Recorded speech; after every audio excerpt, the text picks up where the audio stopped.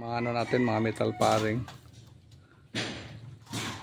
Tapos ito mga bali yung ano natin sa yung high ceiling natin 275 o 285. Tapos ma-drop tayo mga 275 para kumakal. Okay. Diyan area sa ano natin sa may bedroom. Katapat yan ng kama diyan, diyan kama. Tapos kasi sa ating Dodo yung gumawa ng lababo dot. Okay na do? Ha? Natapon na naman dito siya kasi sa ating Dodo.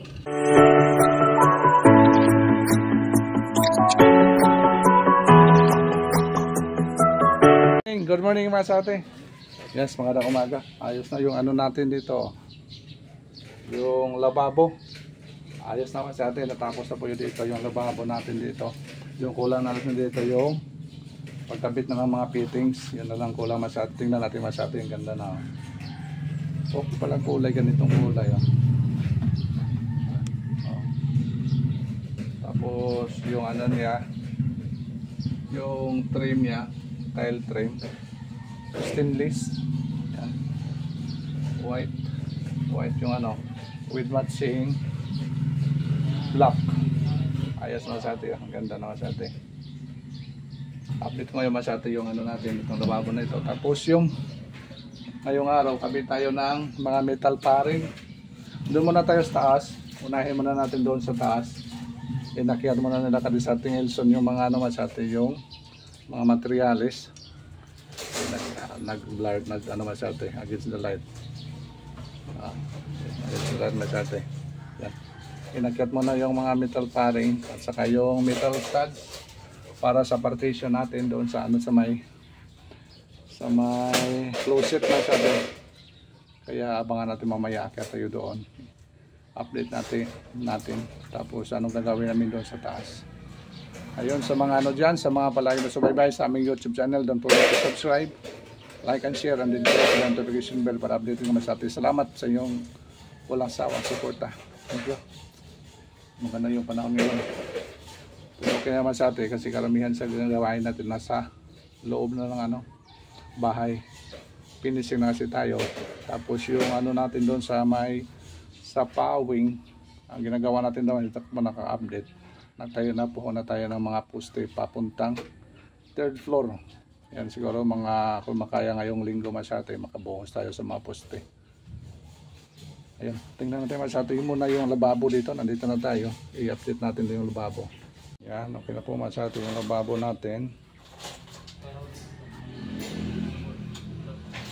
Yung owner ito nagpili ng ano design. Klaseng tiles.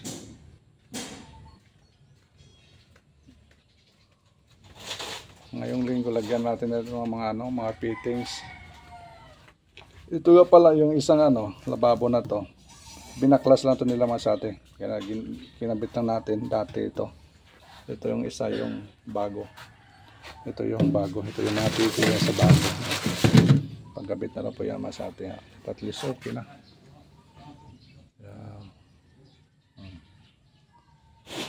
Okay na. Okay na rin yung lababo natin dito Yes. Hindi pa siya ito nakita ng may-ari masate. Screenshot natin, screenshot. Okay. Mga ano natin, mga metal paring. Tapos, ito mga, son, ito mga metal studs, son. Sa kanila to, son. Oo. Para sa taas na. Sa kanila ito. Oo. Ano ito? Amo na isa ka ito. Oo, okay dito ito sa taas. Tanan? Oo, tanan.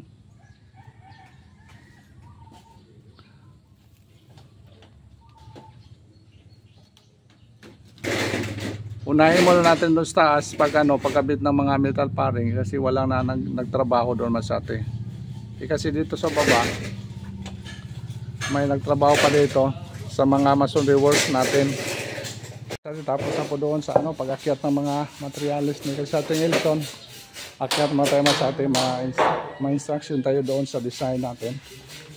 Siguro i-revise natin yung design sa ano, sa ceiling. Kasi yung plano kasi, plain lang. Tapos may kunting ano, drop ceiling. Kaya i-revise natin masyado. Pagandahin natin. Para maganda tingnan. Hirap na yung daanan natin dito ah. Nagdaanan na. Dahan-dahan lang tayo. Dahan-dahan. Yeah. Okay.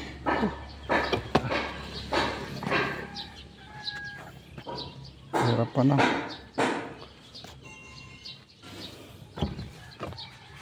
Doon sa loob kasi yung ano, nagdaanan masyate. Okay, dito na tayo masyate.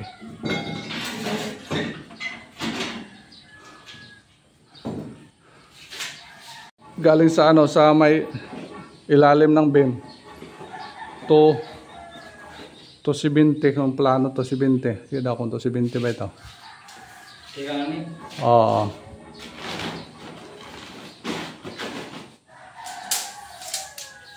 Mukhang sobra no. To 70. To 70 yung original niya. 280. Ha? 280. 280. Ah, okay, okay. Maka-drop ceiling tayo ng gawin natin 280. Bali yun to 70. Ano tayo? Lunod. Dito. Bali dalawa. Ito. Saka doon. Yung ano design natin. Kailangan natin yung drawing. Bali dalawang design tayo gawin.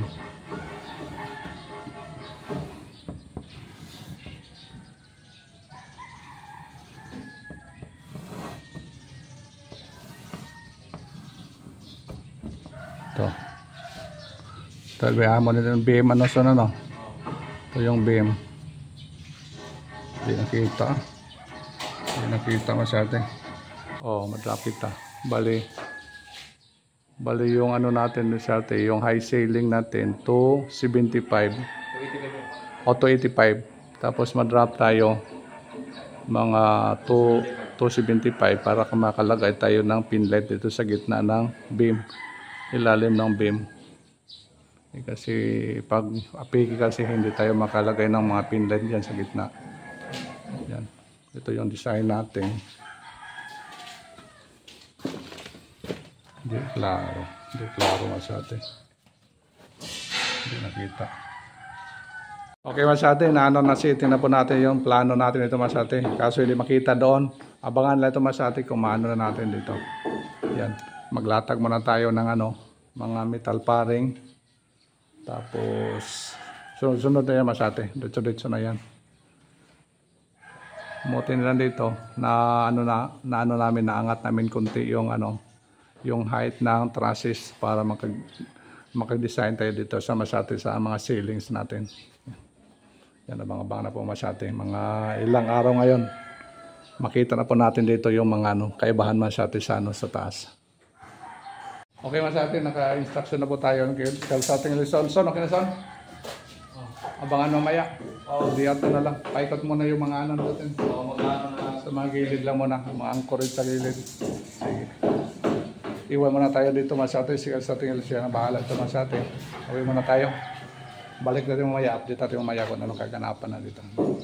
Pati dito sa ano sa second floor. I-update natin dito masyate yung ginagawa ni sa Tingilson. Yung paglalagay ng mga ano. Paglalagay ng mga paring masyate. May nakapit na po siya dito. Yes, ayos na. So, hindi pa natin makita masyado yung design kasi ano pa, mga more on bracing pa masyado. Ito pa lang. Hindi pa talaga makita talaga yung postura natin. Tingnan natin masyado. Okay. Diyan area sa ano natin, sa may bedroom. Katapat yan ng kama dyan. Dyan kama. Tapos doon banda yung ano natin, closet. Yan. Ito yung mga studs natin. Ito yung purpose natin dito sa studs. Yan. Yung bintana dyan para sa closet naman sa atin. Yan. Maliit. Tapos dito yung kwarto talaga. Yan. Ito po yung ano ceiling natin. Pala ito yung upper natin. Yung baba, yung baba sa yung drop ceiling natin yan. Ayun ang design natin, paikot. Kaya dito masyate. Yes. Dito muna tayo nag-uuna. Kasi hindi na madisturbo dito masyate. Wala na dito yung wala yung mga mason. Pero doon sa baba, may mga mason works pa kasi doon. Kaya dito muna tayo nag-umpisa. I-adjust lang natin baka makita yung beam. Yung drop ceiling natin masyado baka makita yung beam. Kung nandito tayo nakatayo baka makita. Yun ang tinitingnan natin masyado. Adjust na lang ito. Pero dito talaga sa gilid, yan ang gilid niya masyado. Galing doon sa yun, galing doon. 1 meter talaga hanggang dito yan. Kasi yung beam kasi hindi nakadikit doon sa dating walling. Kaya mangyari malapa dito yung drop ceiling natin. Okay. Yan, abangan natin sa ating pagmalaki na lahat. Masiting na po lahat ito. Malaman natin ito masyate.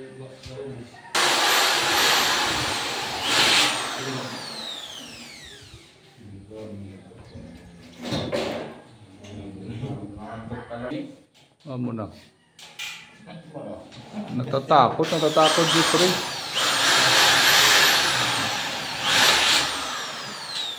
Iwan muna natin sila. At least na nakita na po natin dito yon. Okay, son. Baway mo na, son. Baway. Yan. Jeff. Baway mo na, Jeff. Nandun ka pa sa St. Michael. Nag-vlog na ako, Jeff, ano? Oo. Hindi na kabisado na pala sa atin sa camera ito si Jeffrey. Yung sa atin yung ganapan dito sa taas. Punta tayo doon sa ground floor. Tingnan natin yung ginagawa doon sa atin para update lang natin. Sa atin, tingnan natin dito sa baba. Yung ginagawa nila dito. Yung ginagawa natin dito sa atin yung lababo. Tingnan natin. Kasi sa ating Dodo yung gumawa ng lababo doon. Okay na doon? Ha? Yeah. Natapon na naman dito siya kasi sa ating Dodo. Ito naman, balik na naman sa dati. Balik na partition ng gitna natin masyado. Yung lababo natin dito.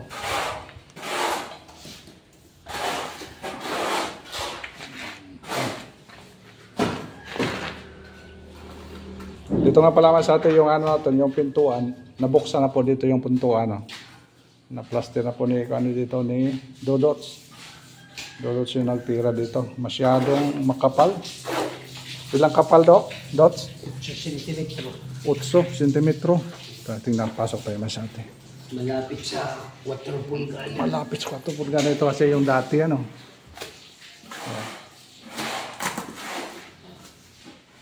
Kaya tinapala namin ng kursan. Kursan yung ginamit namin kasi masyadong makapal. 4 pulgada. Ito kasi ito yung dating walling nila.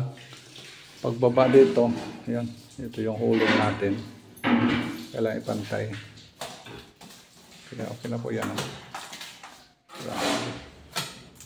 Grabing kapal Kabilaan do Di ready to manero nipis. Manipis sa labas. Mga size na didi. Size lang. Dito talaga yung grabe. Okay na po masyado yung dito na yung pintuan natin. Sa ground floor ito. Yung second floor okay na. Nabuksan na po natin doon. Napinis na po doon. Ito naman yung focus natin sa ground floor na. Pagpasok natin dito sa ginawa natin.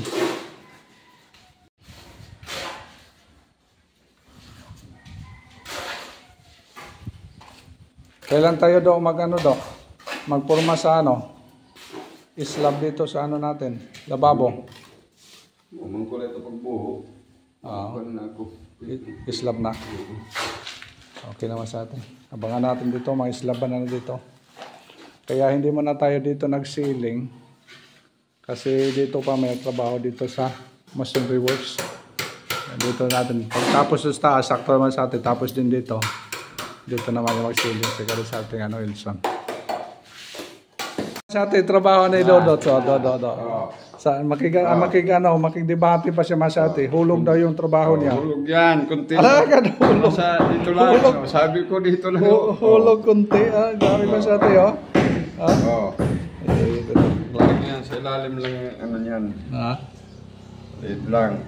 Sigurado ka? Ano kang gawa mo? Yan. Sige. Okay? Ito nga. Yung eskwela.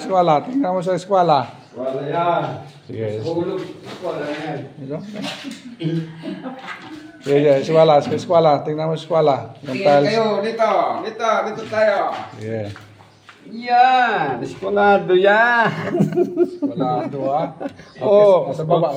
Walang singaw yan. Baba. Dito, may singaw yan. Wala akin. Oh. Inadjust ko lang doon. Ano? Ay, linggo po ang Ano masyado. Kailangan double check natin. Baka magka-problema na naman. Yan, sige. Okay yan. Kasi naano natin, nabantayan dyan. Sige, okay. Walang singaw ha? Walang singaw? Singaw. Burto mo lang ang sumisingaw. Walang singaw daw masyado, oh. Oo. Walang singaw, nagsayaw-sayaw. Sumayaw lang yung baba. Ang baba lang yan. Yan sa atin. Kailangan talaga, kung mataas yung file, kailangan tuntunado. Ito, okay lang naman sa atin. Mababa lang, mga 4 na hollow blocks. Okay lang yan. Pero mataas-taasan na talaga. Halatang-halata na yan. Malaki na yan diferensya. Nasanay naman tayo sa pagkakapalan. Pagkapalan ng mukha. Sige, babay mo na do. Yan. Abangan natin. See you next Generation. See you next. Next ha. Sige Dots, babay Dots. Yan, Dots, walang problema ito. Sa susunod. Tron, Tron? Babay, ano sa'yo? Salita. Masit yung babay mo.